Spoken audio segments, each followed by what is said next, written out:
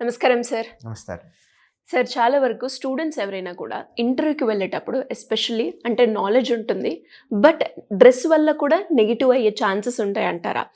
Interview అనగానే చాలామంది కూడా ఏమేమి క్వశ్చన్స్ అడుగుతారు, వాళ్ళ ముందు ఏ విధంగా ఉండాలి, బాడీ లాంగ్వేజ్, డ్రెస్సింగ్ కూడా ఎలా ఉండాలి, వాళ్ళని అట్రాక్ట్ చేయాలి అని ప్రతి ఒక్క ఆలోచన ఉంటూ ఉంటుంది. బట్ తెలియకుండానే కొన్ని మిస్టేక్ చేయడం వల్ల ఇంటర్వ్యూ దాకా వెళ్ళి క్వాలిఫై అవ్వకుండా వచ్చిన వాళ్ళు చాలామంది ఉన్నారు.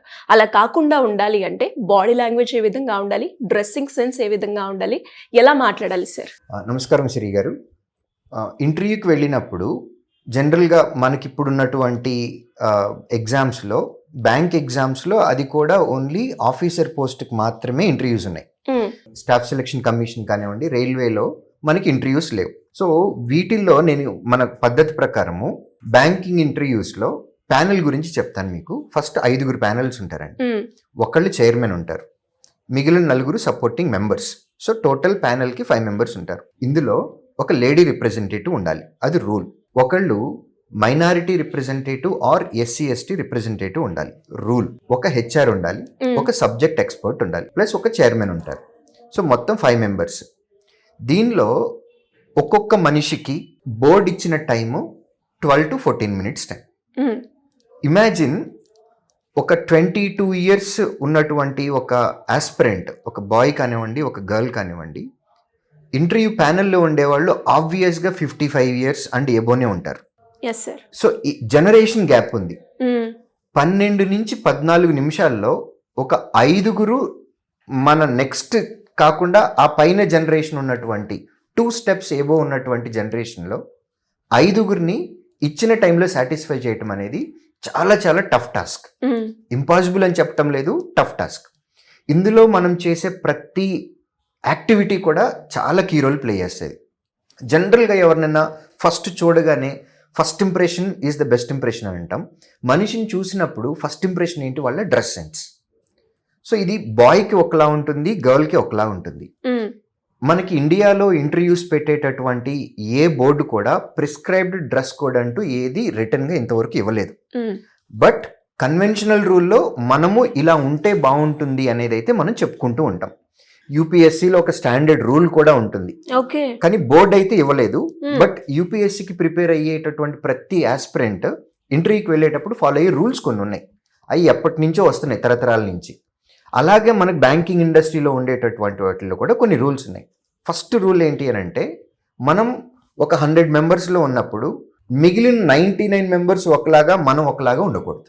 మనం డిఫరెంట్ అని అనుకుంటాం, తెలుగులో మాట్లాడితే తేడా. సో అందరితోటి ఈక్వల్గా ఉండాలి తప్ప మనం డిఫరెంట్గా ఉండకూడదు. బాయ్కి కొన్ని రూల్, గర్ల్స్కి కొన్ని రూల్స్ ఉన్నాయి, విడివిడిగా మాట్లాడుకుంటాం. బాయ్ అయినట్లయితే డ్రెస్ సెన్స్ గురించి మాట్లాడినప్పుడు బ్లేజర్ వేసుకుంటే ఇట్స్ రియలీ గుడ్. అట్లాని పని కట్టుకొని బ్లేజర్ వేసుకోమని చెప్పడం లేదు, వేసుకుంటే బాగుంటుంది.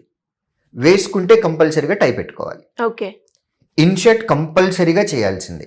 నాకు ఇన్షర్ట్ చేయటం అంటే ఇష్టం లేదు, నేను చేయనంటే కుదరదు. ఇన్షర్ట్ కంపల్సరీ చేయాలి, బెల్ట్ కంపల్సరీ పెట్టుకోవాలి.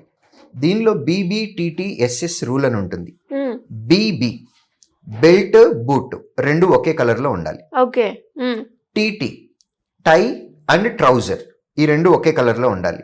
షర్ట్ అండ్ సాక్స్ ఈ 2 ఒక కలర్లో ఉండాలి. కలర్ కూడా అంత ఇంపాక్ట్ ఉంటుందా సార్? జనరల్గా మనం చూసినప్పుడు అంటే శ్రీ గారు, ఇప్పుడు నేను ఎల్లో షర్ట్ వేసుకొని వచ్చాను, గ్రీన్ ప్యాంట్ వేసుకొని వచ్చాను, రెడ్ టై పెట్టుకున్నాను, చూస్తే ఆర్డ్గా ఉంటుంది. సో మనం చూసినప్పుడు ప్లెజెంట్గా ఉండాలి, డిఫరెంట్గా కనపడకూడదు. ప్లెజెంట్గా ఉండాలి, చూసే వాళ్ళకి ప్లెజెంట్.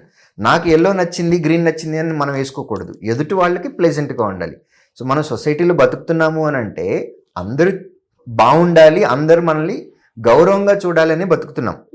కాబట్టి ఎదుటి వాళ్ళ కంటికి వినసొంపుగా ఉండాలి, కంటికి చూసేలాగా ఉండాలి, ప్లెజెంట్గా ఉండాలి, అది మాట్లాడుతుంది. Next at the same time boys ఇంటర్వ్యూకి వెళ్ళేటప్పుడు డిఫరెంట్ హెయిర్ స్టైల్స్ ఉంటాయి. కొంతమంది స్పైక్ పెట్టుకొని, జెల్ పెట్టుకొని, పైకి రాసుకొని, కలర్స్ వేసేసుకొని ఇట్లాంటివి ఉంటాయి. అట్లాంటివి ఏమీ కాదు. మీరు పైకైనా దూకోవచ్చు, లేకపోతే పాపటైనా దూకోవచ్చు, బట్ ప్లెజెంట్గా ఉండాలి. అంటే స్టైలిష్ లుక్లు అట్లాంటివి ఏమీ లేకుండా నార్మల్గా ఉండాలి. కొంతమంది పోలీస్ కటింగ్ లేకపోతే ఆర్మీ కటింగ్ అని అంటాం, ఇక్కడి నుంచి మొత్తం కట్ చేసేస్తారు, ఇక్కడ ఒక 2-3 Lines లాగా ఉంటాయి. Lines Yes. లాగా పెట్టుకుంటారు. Yes. అట్లాంటి వెరైటీ ఏమి పెట్టకూడదు, నార్మల్గా ఉండాలి. నెక్స్ట్ గడ్డం క్లీన్ షేవ్ తోటి వెళ్ళాలి. కొంతమంది మీసాలు మొత్తం ఇట్లా తిప్పేసేసి సంపంగి నూనె రాసుకొని ఇట్లాంటివి చేస్తూ ఉంటారు. అలాంటివి ఏమి చేయకుండా నార్మల్గా వెళ్ళాలి. క్లీన్ షేవ్ ఉండాలి, నీట్ హెయిర్ కట్ ఉండాలి.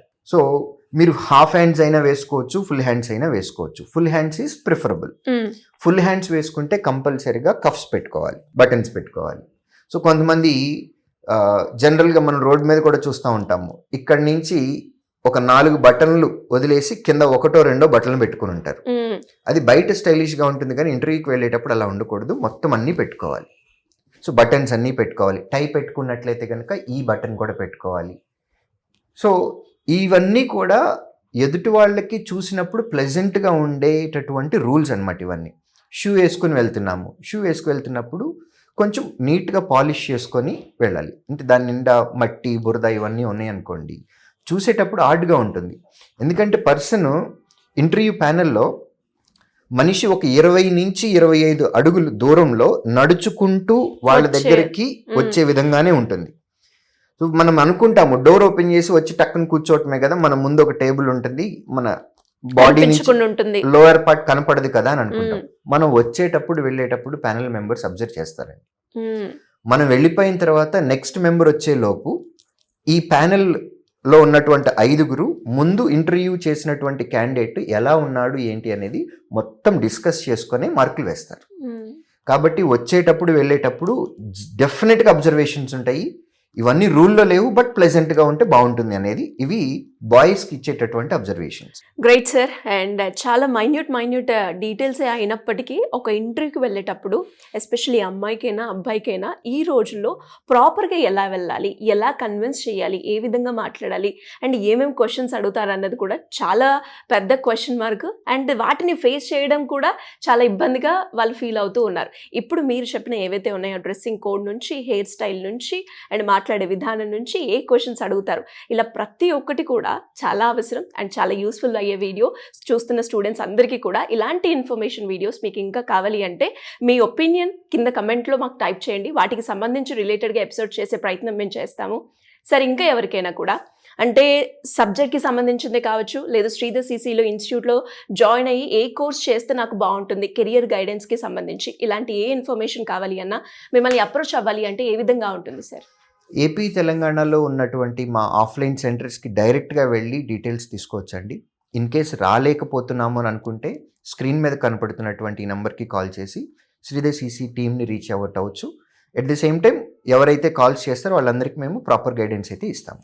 Anyways thank you sir, thank you so much. Thank you.